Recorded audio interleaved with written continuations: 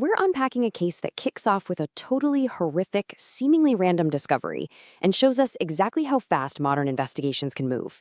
We're going to see how a crazy combination of digital footprints, physical evidence, and some incredibly strategic police interrogation solved a deeply unsettling crime. The structure of this whole investigation is absolutely fascinating, so let's map out exactly how it all went down. Our procedural arc starts right at the edge of a river, and it begins like any completely normal day before turning into an absolute nightmare. A grandfather and his teenage granddaughter are just walking near the water when she spots something terrifying. The grandfather calls 911, and he tells the dispatcher that she came running back to the house saying she found a foot. He literally says he's lived there his whole life, always wondering if things like this actually happen. It's one of those incredibly jarring moments where true crime just crashes right into everyday life. So, the scene unfolds in Bay City, Michigan. It's September 18th, 2024. Officers are dispatched to a local boat launch right after that 911 call. When they arrive and follow the teenager's directions out into the trees, they don't just find a foot. They actually find a severed left arm floating palm up in the water right alongside a leg. They immediately lock down the scene, and this kicks off a massive, desperate search along the shoreline to figure out exactly what kind of situation they're dealing with. Right away, the physical evidence tells a very dark story. These were not accidental injuries. This wasn't, something caused by a boat propeller. Police reports note that the limbs appear to have been cleanly severed. We're talking one leg cut at the lower calf and one arm cut near the bicep. An officer on the scene actually describes seeing what appear to be saw blade or chop marks directly on the bone itself, which tells investigators instantly this is intentional, calculated mutilation. Now, while police are searching the water, a missing persons report is filed for 41-year-old Justy Stillwell. Justy's brothers describe him as a man of habit, a guy with absolutely no enemies. But suddenly, his entire routine just stops. His calendar, which he meticulously crossed off every single day, is left untouched for days. His trash isn't put out. Then, his missing Jeep turns up abandoned in a parking lot less than a mile from the boat launch. And finally, within 48 hours, fingerprints confirm the tragic truth. The remains in the river belong to Justy. So, how do police find the killer? It all comes down to the digital breadcrumbs. With the physical trail going cold, investigators have to pivot entirely to Justy's digital footprint. And it's incredible how modern technology makes it nearly impossible for a perpetrator to just disappear into the shadows anymore. Investigators tracked down a young man who was chatting with Justy on the app Grindr the exact day he vanished. Justy had mentioned he was walking over to a friend's house. Well, this young man does some quick amateur sleuthing, reaches out to that friend online, and incredibly, the suspect replies with a selfie. Investigators take that single photo and immediately identify the man as 40-year-old Robert Tweedley. Just like that, a careless selfie blows the whole case wide open. Which brings us right inside the interrogation room. It's now September 25th, exactly 1 week after the initial discovery.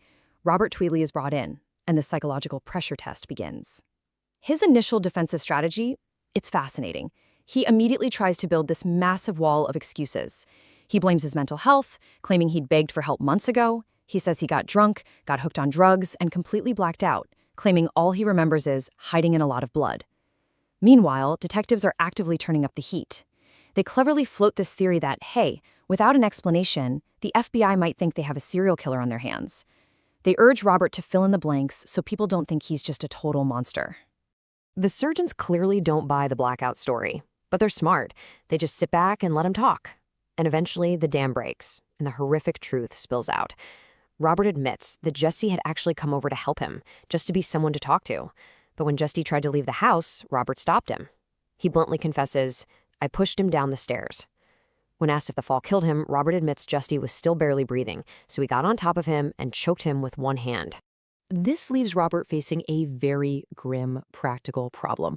By his own account, Justy is now deceased at the bottom of the basement stairs, and he's simply too heavy to move. Robert physically cannot drag the victim's body up those stairs and out of the house. And faced with this, he makes an unthinkable, totally grotesque decision to conceal his crime. What follows is an act of just absolute cold calculation. If he can't move the body whole, he decides to dismember it. He literally walks to the victim's home, he steals the victim's Jeep, he drives that Jeep to a local Walmart, and, perhaps most disturbingly, he uses cash taken directly from Justy's own wallet to purchase the axe he's going to use to chop him up. He then uses the victim's vehicle to transport the remains, dumping the arms and legs right into the river. This leads to a chilling confession and an even more chilling contrast. Having confessed to these gruesome acts, we uncover what is maybe the most jarring piece of this entire digital investigation. Think about this for a second. On one hand, Robert has just brutally dismembered a human being in his basement and scattered the parts. On the other hand, we have his Facebook post from the very next day. He literally writes to his friends that he's tired and can't sleep, saying, "I cleaned my house today, I got back on a cleaning kick, just wish I had the right cleaning supplies, LOL." He adds LOL to a post about cleaning up a horrific crime scene. It's a completely mundane, almost joking social media update, masking an absolute atrocity. Let's move to the final resolution of the search. With the confession finally secured, Robert actually asks the detectives how they managed to put all the pieces together so fast. The detectives then ask him to do one final thing to prove he isn't the monster he claims he doesn't want to be, help them find the rest of Justy's so his family can have a proper burial. Astonishingly, he agrees. He rides along with investigators and guides them out to a nearby field. He points out a very specific hole in a dividing fence, and with the help of cadaver dogs, investigators search that exact area and successfully recover the rest of Justy's remains: his pelvis, upper legs, torso, and head. It brings a grim physical closure to the massive search that started with a grandfather and a teenager at a boat launch. Meanwhile, the physical evidence back at the crime scene completely solidifies his confession. Investigators execute a search of Robert's home, specifically zeroing in on the basement. They find apparent blood. They find marks gouged right into the concrete floor that are entirely consistent with an axe blade. They even find a fire pit in the yard containing multiple items from the crime that Robert had desperately attempted to burn. There's absolutely no doubt left about the violent acts that occurred in that space. At the end of his interview, Robert is actually permitted to write an apology letter to Justy's family. He writes, "If I could take it all back, I would, and trade places with Justy." He tells the family to remember Justy as a kind, loving man who only wanted to help a friend in need.